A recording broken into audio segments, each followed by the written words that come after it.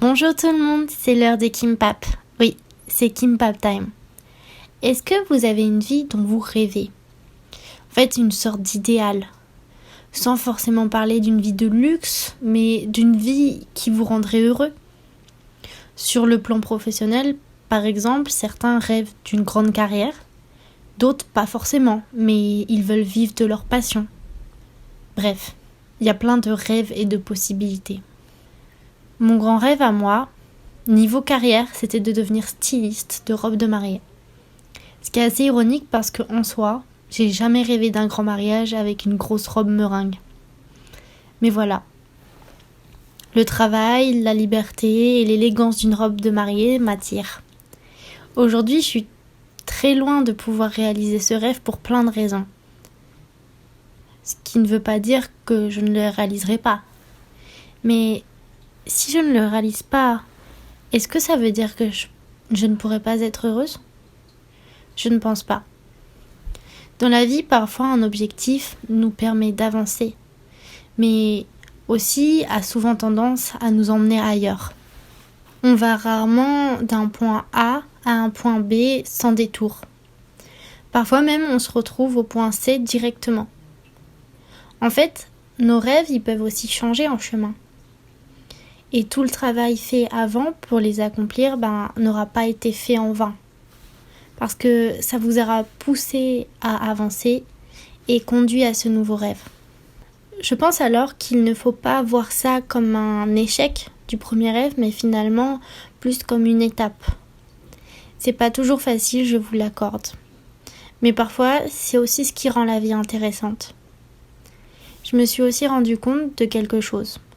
Il y a beaucoup de personnes qui rêvent de refléter une certaine image, mais qui ont des besoins ou même au fond d'eux des envies totalement différentes.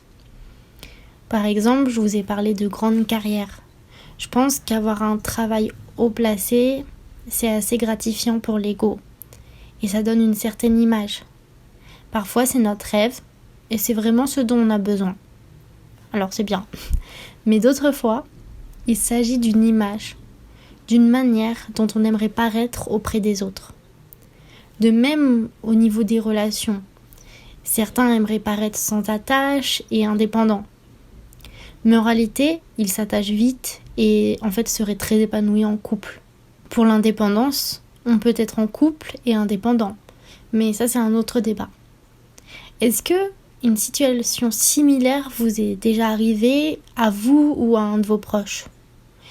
Vous êtes-vous déjà rendu compte que ce que vous vouliez projeter et vos besoins étaient finalement différents ?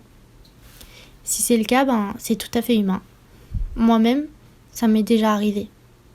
On accorde beaucoup d'importance au regard des autres et à l'image qu'ils ont de nous. Et parfois, cet écart entre le paraître et le besoin, ça peut nous rendre malheureux. Parfois, votre santé peut aussi être un obstacle à vos rêves. On se rend compte qu'il peut y avoir un écart entre nos attentes et ce qu'on peut réellement. Et c'est des moments qui peuvent être difficiles, où il faut se remettre en question. Dans ce genre de cas, la vie dont on rêve peut sembler s'éloigner de plus en plus, voire peut-être devenir impossible à nos yeux. Et c'est en partie mon cas, pour être honnête. Ma vie rêvée, c'est quoi alors ? À part le travail. Je crois que ma vie rêvée, c'est un peu fleur bleue. J'aimerais vivre dans une petite maison ou un appartement. J'aurais un atelier d'artiste où je pourrais peindre, dessiner ou coudre, avec beaucoup de plantes et de fleurs aussi. Un très gros chien et plein de chats. Et je pourrais aussi aller à la boulangerie à vélo. Ce serait un mélange de campagne et de ville. Et j'irais dessiner dans des cafés style coréen.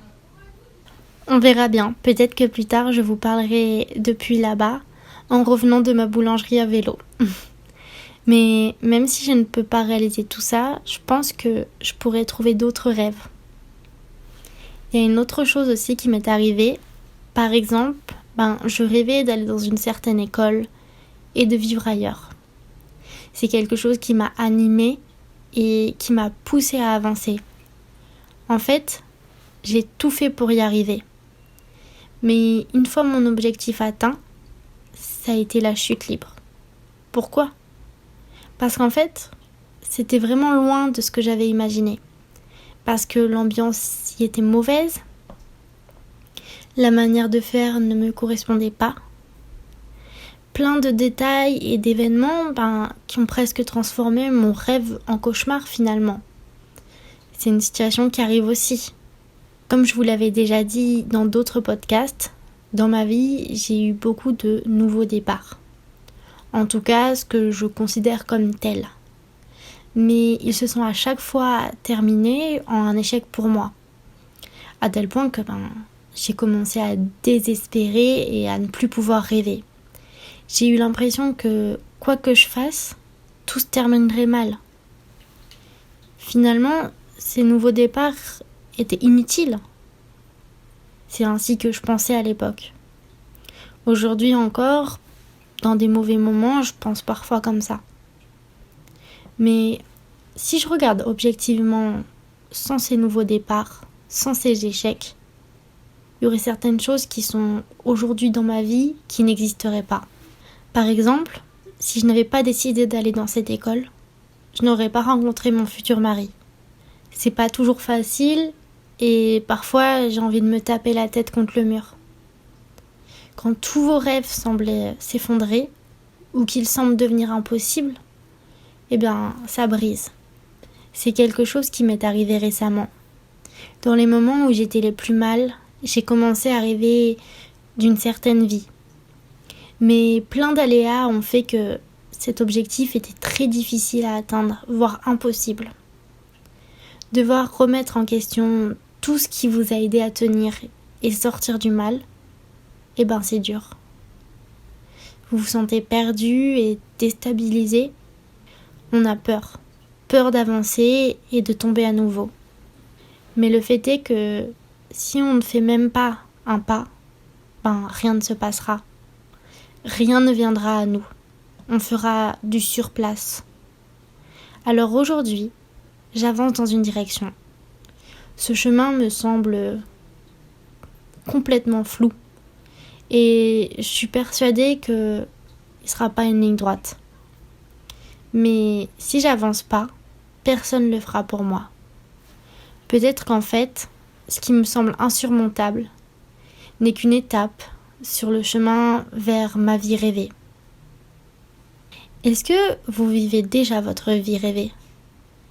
Et est-ce que votre vie rêvée a changé plusieurs fois au cours de votre vie ?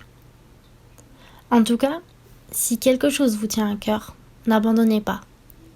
Faites une pause si besoin. Reprenez vos esprits. Cherchez de nouvelles possibilités, de nouveaux moyens d'atteindre vos objectifs.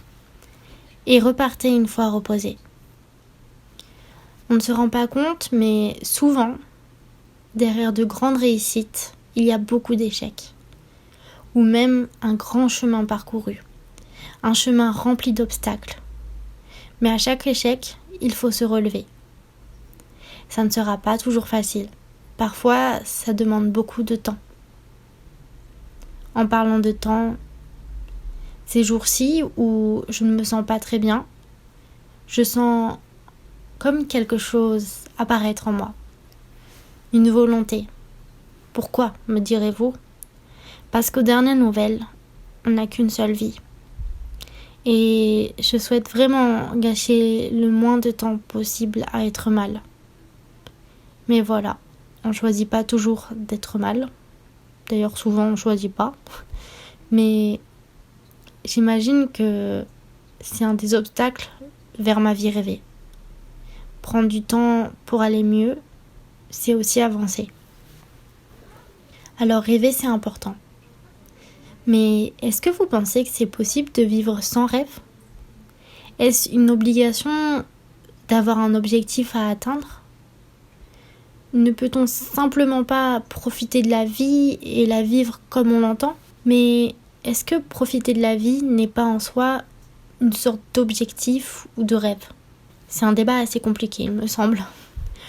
Après, au fond, est-ce que le plus important, c'est pas de vivre sa vie comme on l'entend ? En tout cas, je pense que une des premières étapes pour atteindre sa vie de rêve, c'est de ne pas vivre pour les autres. Ne pas laisser le regard des autres guider tes choix. Ne pas le laisser te faire avoir honte de ce que tu es ou fais. Ne pas vouloir absolument correspondre à un modèle qui semble normal pour la société. Vivre en fonction de ses propres choix, ça me semble déjà un bon début. Je pense que pour ma part, j'ai toujours été une grande rêveuse. Depuis petite, j'ai une grande imagination. Ce qui fait que je rêve tout le temps. Je me projette beaucoup et m'imagine d'autres manières de vivre. Et je pense que de rêver, c'est en partie ce qui m'a sauvée dans des moments difficiles.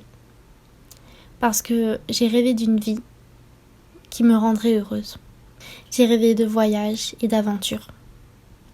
Rêver ça permet aussi de s'évader, l'espace d'un instant. Parfois, les atteindre prend du temps. Mais au fond, ça en vaut la peine, non? N'oubliez vraiment pas aussi que changer de rêve, c'est possible. Je vous donne un exemple. Imaginons que depuis que vous êtes petit, votre rêve, c'est de devenir archéologue, parce que vous aimez les dinosaures.